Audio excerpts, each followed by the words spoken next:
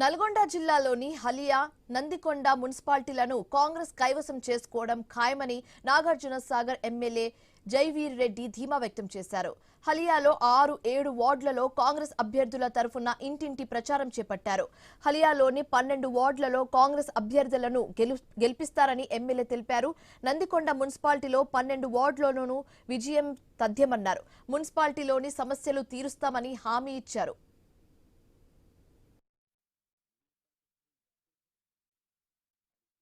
జరగబోయే ఎన్నికల్లో ఫస్ట్ ఫలితం అత్యధిక మెజారిటీ కూడా 6 వార్డులోనే వస్తుందన్న నమ్మకం.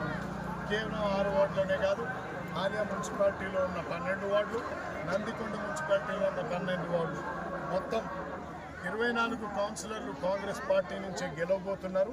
అది రేపు 13వ తారీఖు వచ్చే రిజల్ట్లో మీరు కూడా చూడబోతున్నారు. ఇప్పుడు హాలియాలో ముఖ్యమైన సమస్యలు అయినటువంటి సీసీ రోడ్లు కానీ, డ్రైనేజీలు కానీ, వాటి మీద చర్యలు తీసుకుంటున్నాం. ఇప్పటికే ఫండ్స్ కూడా శాంక్షన్ చేసినాము. రేపు జరగబోయే ఎన్నికల్లో ఫస్ట్ ఫలితం అత్యధిక మెజారిటీ కూడా